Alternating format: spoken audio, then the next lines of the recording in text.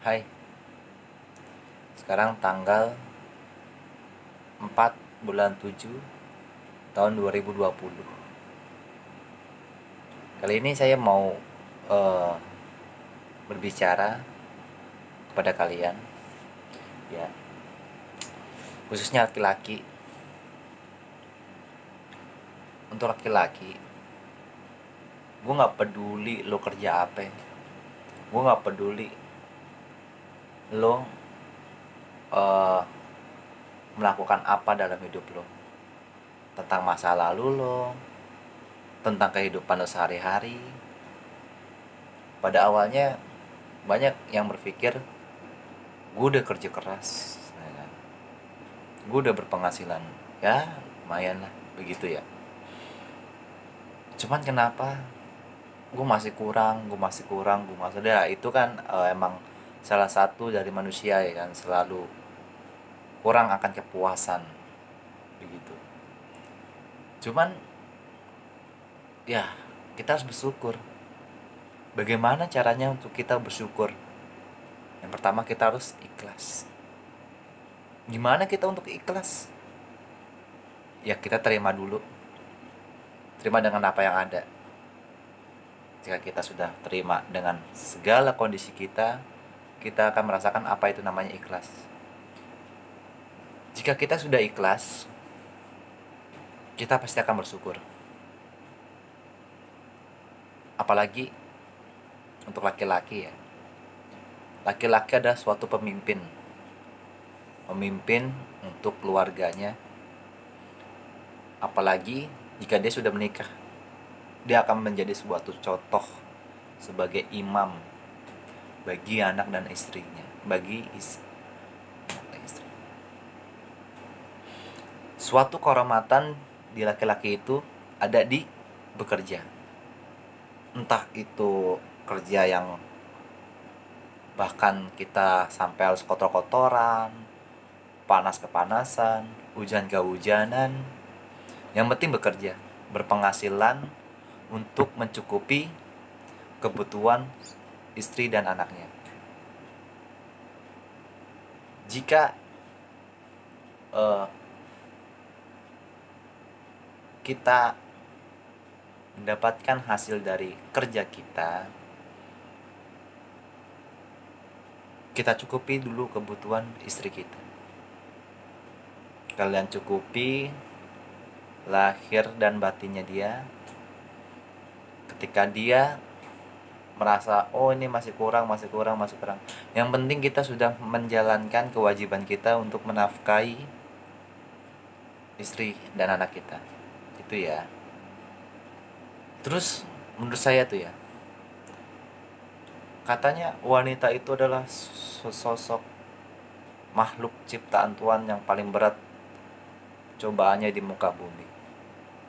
Cuman saya juga kurang setuju jika laki-laki itu menjadi yang dilupakan lah, begitu. Coba aja ini gini. Jika laki-laki nggak bisa membimbing keluarganya, membimbing anak dan istrinya, jika udah di hari di akhirat, misalkan kita yang laki-laki nih jago dalam agama, anak istri kita kurang, cuman kita nggak mau membimbing mereka gitu ya. Di akhirat kita udah enak-enak di surga, anak istri kita di neraka, ditanyain, mak siapa suami itu, dipanggil ntar, kita lagi enak-enak lagi nyender, dipanggil lagi ke bawah, ditanyain. Berat jadi laki-laki. Dan kalau kita mengerti akan laki-laki sebagai contoh, sebagai khalifah, Allah menyuruh Nabi Muhammad SAW ke muka bumi hanya semata-mata untuk memperbaiki akhlak, bukan menjadi pintar, bukan menjadi kaya, bukan mencari jabatan atau lain-lain. akhlak akhlak kita sebagai pemuda itu udah hancur men, udah hilang semuanya.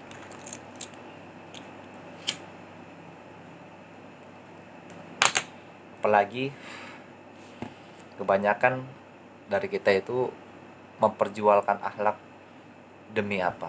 Demi uang. Jangan kita dikendarai oleh uang, tapi bagaimana kita mengendalikan uang. Jadi sekarang gue ngeliat kebanyakan dari kita nih, dulu pas pas kecil ditanyain, kecil mau jadi apa kan gitu kan. Oh, saya pengen jadi polisi, saya pengen jadi TNI, saya pengen jadi dokter, saya pengen, wah supaya macem lah, yang bagaimana kita menjadi orang yang bermanfaat bagi banyak orang. Tapi sekarang beda, seiring berjalannya waktu itu banyak eh, pemuda-pemuda sekarang seperti, lu mau jadi apa? Gue mau jadi youtuber. Wah gila, bagus bagus, gak ada yang salah. Semua hal yang masih tergolong masuk akal itu gak masalah.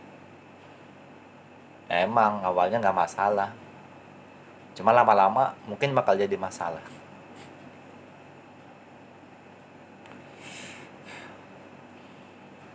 Membuat konten yang isinya itu yang gak jelas, gak bermanfaat.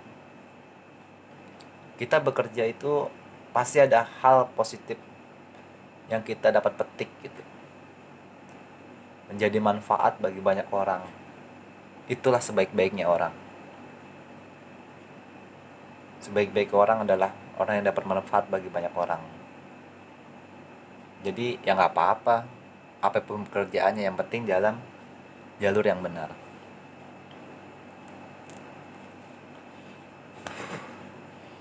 Terus gue juga sebagai laki-laki ya awalnya nggak setuju kalau dibilang semua laki-laki itu sama sama semua. Laki buaya, wush, serem banget bahasanya buaya. Tapi pernah nggak sih mikir begini? Awal kita ada di muka bumi kan seperti kita pernah pas kecil itu ngaji itu didongengin bahwasannya Nabi Adam di surga lagi damai-damainya, ketika ada lagi kesepian sama Allah dikasih pasangan yaitu Hawa. Ya kayak gitulah cerita dari setan membujuk Nabi Adam, cuman nggak bisa. Akhirnya apa? Setan ke Hawa. Di situ Hawa ngebujuk Nabi Adam buat makan buah kuldi. Dan akhirnya Allah murka. Nah, nyampe lah itu kita ke bumi itu. Kurang sabar apa ya coba tuh Nabi Adam. Ke cucu-cucunya bawa-bawa seolah-olah kita yang dijudge, bahwasannya yang salah tuh laki-laki, bro. Aduh, kacau juga ya. Jadi gak ada yang salah, semuanya itu proses belajar dan tinggal diperbaiki aja. Itu aja sih menurut saya.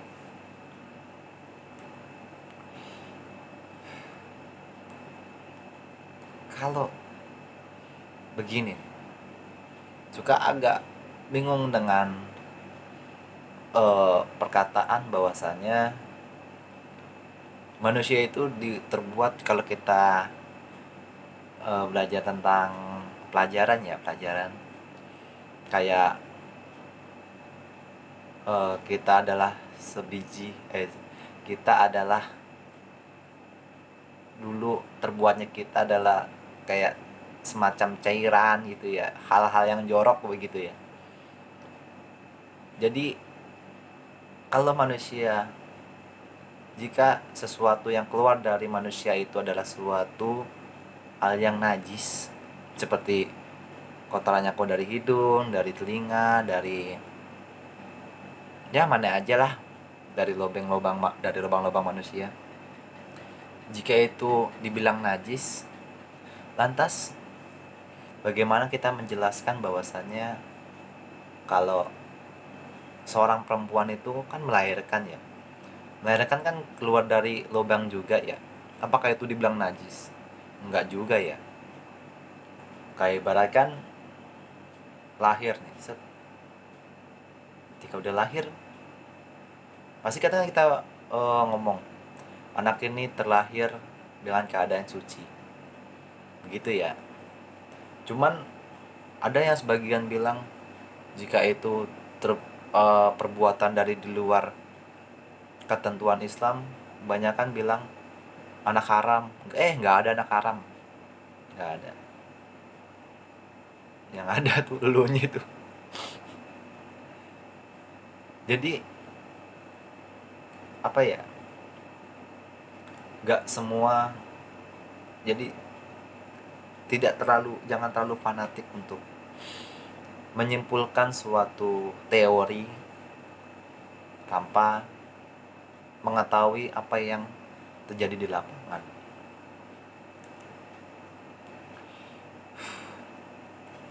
Ya, yang penting mah kita sebagai kaum muda teruslah berkarya. Sampai kapan? Sampai kita bener-bener gak bisa ngapa-ngapain. Kayak ibaratkan, emang nih, saya perokok aktif. Tapi bagaimana saya itu bisa bermanfaat buat banyak orang? Sampai kapan gua harus bermanfaat bagi banyak orang? Mungkin menurut saya, sampai saya memegang rokok ini nih, apa gemetar begini nih, terus gue ngangkat kopi gue begini nih, sampai sepanjang nafas kita harus dapat bermanfaat bagi banyak orang. Begitu.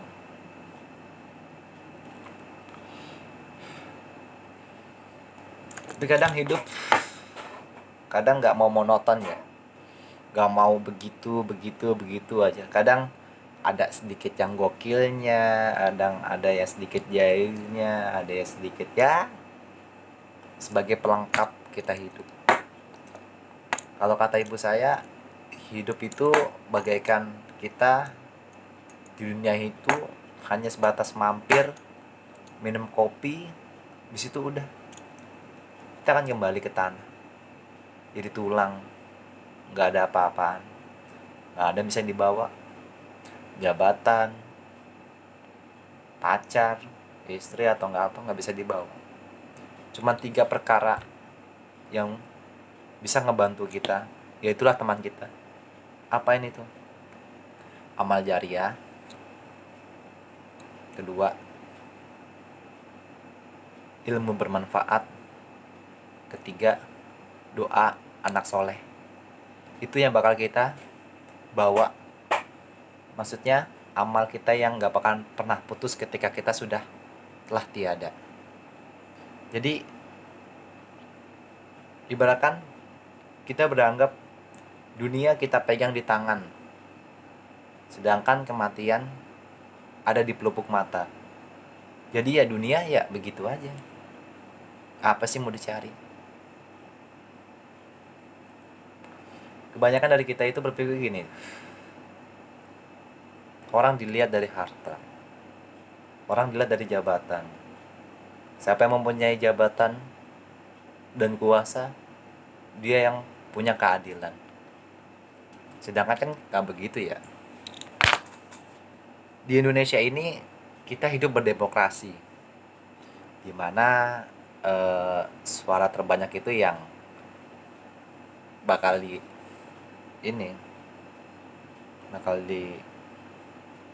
kesepakatan kemufakatan bersama. Jadi tapi yang sekarang kita rasakan itu kayak ibaratkan tuh semua keadilan itu dipegang oleh orang-orang yang punya kekuasaan, sedangkan orang kita itu gak pernah dikasih celah untuk mengutarakan pendapat, atau ya susah untuk dijelaskan. Hanya orang-orang yang memegang teguh keadilan yang benar-benar. Buat kalian yang selalu memegang keadilan itu, tetap istiqomah, jangan pernah gentar buat apa yang kalian lakukan untuk banyak orang, karena ya hidup kita sebentar, jadi manfaatin apa yang ada. Kalau emang kita datang ke dunia itu hanya sebentar, minum kopi, habis itu pulang lagi, di lantas ya nggak ada lah yang harus kita perdebatkan. Jadi itu aja, terima kasih.